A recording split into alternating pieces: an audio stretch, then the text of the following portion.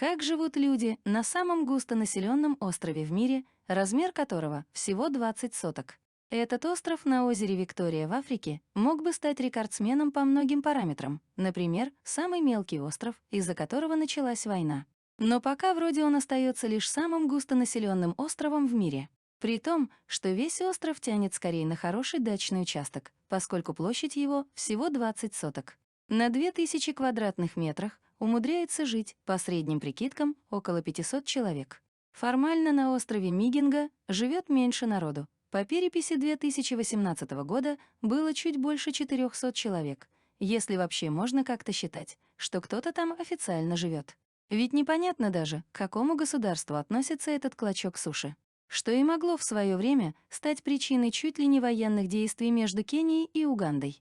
Хотя этот спор скорее можно назвать примером жадности, ведь до острова не было никому дела, пока его не начали заселять местные рыбаки примерно в 2000 году, хотя они утверждают, что еще раньше. Что интересно, первые рыбаки были кенийские, а вот внимание на их работу обратили власти Уганды, которые прислали своих представителей с целью обложить рыбаков налогом и как бы предложить защиту от пиратов. Рыбаков, похоже, пираты пугали меньше, чем необходимость платить налог, так что они пожаловались властям Кении. Те прислали на Мигинга свои силы безопасности, и дело чуть не дошло до настоящего вооруженного столкновения двух стран. Но в итоге страны решили вместе контролировать Мигинга и не особо третировать рыбаков. Все же пока они сюда не приплыли, до острова вообще никому не было дела, а теперь на острове буквально не пройти. Как видно по фотографиям, Мигинга застроен практически полностью лачугами с крышами из какого-то гофрированного алюминия. Или что это? Пусть специалисты поправят. Остров в прессе любят метафорически сравнивать с черепахой в металлическом блестящем панцире. Крыши плотно стоящих домов и правда блестят на солнце, словно это одна крыша над всем островом.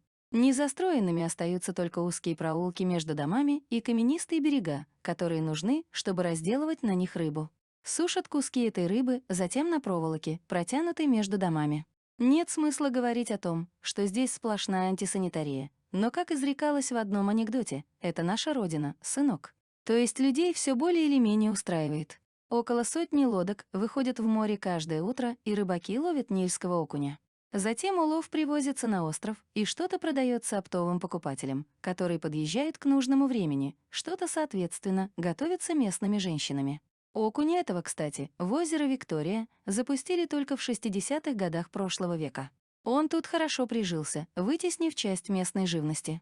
Богатые уловы обеспечивают рыбаков отличной по местным меркам прибылью. За неделю можно заработать 250-300 долларов.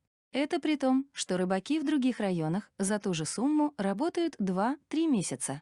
К слову, при такой сплоченности люди на острове Мигинга живут вполне активной жизнью.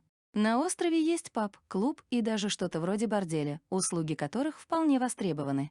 Видимо, при таких заработках рыбаков на все это есть вполне платежеспособный спрос. В общем, все как-то на этой площади уживаются, хотя тут есть и кенийцы, и угандийцы в тесноте, да не в обиде. И интересно при этом то, что аккурат в 200 метрах к востоку от этого маленького острова есть гораздо более крупный — Усинга. Но он остается практически необитаемым. Кто-то говорит, что Усинга не очень подходит для жизни и строительства, потому что хоть и большой, но слишком крутой. Но местные рыбаки считают, что там живут злые духи. Этих духов как раз с острова Мигинга на Усинга выгнал старый маг, которого привезли сюда те самые упомянутые выше рыбаки, которые заселили остров, порубив все кусты и расчистив камни.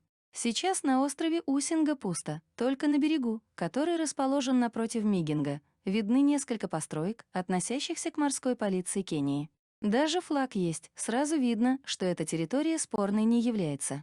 Судя по фото, какая-то часть все же не застроена. Крутой берег с одной стороны и каменные пологие спуски. Может быть, источники вроде Википедии и изданий вроде Independent, откуда мы брали цифру в 2000 квадратных метров, имели в виду жилую площадь острова. Впрочем, в некоторых серьезных источниках, вроде Африканского института исследований в области безопасности, указано, что площадь Мигинга около акра, то есть под 40 соток. Там же отмечено при этом, что на острове проживает около 1000 человек. Как мы понимаем, в итоге эти цифры не меняют статуса Мигинга как самого густонаселенного острова в мире. Но хоть немного стало понятней, как они там все поместились. Как видно по фотографиям, Мигинго застроен практически полностью лачугами с крышами из какого-то гофрированного алюминия. Или что это? Пусть специалисты поправят. Большинство жителей острова являются рыбаками и торговцами рыбой. На самом деле остров был заселен не так давно.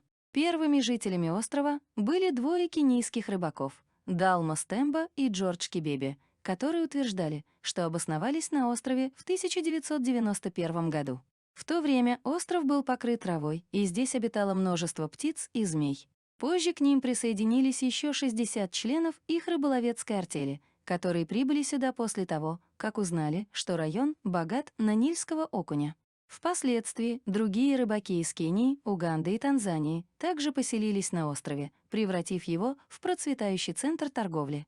Остров — это просто улей активной деятельности. Здесь каждое утро выходят на ловлю более чем 100 рыболовецких лодок.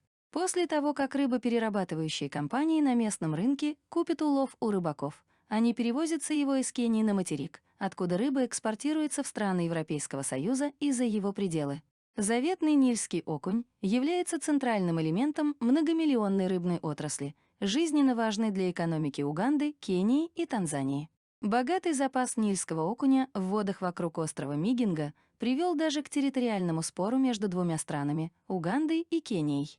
Технически остров принадлежит Кении, находясь внутри международной границы страны, что также отмечено на картах и официальных документах. Однако в 2009 году правительство Уганды заявило, что остров Мигинго находится в угандийских водах, и таким образом рыбная ловля кенийцев в этих водах является незаконной. Трудности начались, когда пираты впервые услышали, что рыбаки зарабатывают здесь более $300 США в день, что примерно в 3 или 4 раза больше, чем многие люди в Восточной Африке могут заработать в течение всего месяца. Тогда пираты стали нападать на рыбаков на острове и воровать их уловы. Рыбаки тогда обратились за помощью к своим правительствам в 2009 году. Первыми прореагировали власти Уганды, которые отправили сюда морскую полицию. По прибытии угандийцы подняли на острове свой флаг и ввели на острове налоги и разрешения на въезд. Лодки и рыболовные сети, принадлежащие рыбакам из Кении, регулярно конфисковываются в территориальных водах Уганды. Во время первой встречи представителей Уганды и Кении для разрешения спора кенийцы предъявили карты, показывающие границы колониальной эпохи, а угандийцы настаивали на физическом посещении спорных островов. Сторонние наблюдатели говорят, что, возможно, спор, полагаясь на доказательства рыбаков, будет разрешен в пользу Уганды. Интересно, что на озере Виктория, всего в 200 метров к востоку от острова Мигинго, также расположен еще один остров Усинга, гораздо больший по размеру, который остается необитаемым. Даже в таких условиях и при непомерных налогах доходы островитян в разы выше, чем у их материковых сограждан. В последнее время крупные международные корпорации начали захватывать бизнес местного населения и теснить мелких рыбаков. Теперь их доходы не столь велики, как ранее. В середине 60-х годов прошлого века в озере Виктория начали разводить нильского окуня. Подобное вмешательство довольно быстро привело к тому, что в водоеме исчезло около 200 видов более мелких рыб. Нильский окунь со временем стал главным экспортным товаром региона. Это привнесло свои коррективы в местную экономическую ситуацию. Сейчас крупные корпорации почти вытеснили местных рыбаков с этого рынка, поставив их в положение экономических беженцев. Некогда зажиточный класс в данный момент находится на грани выживания.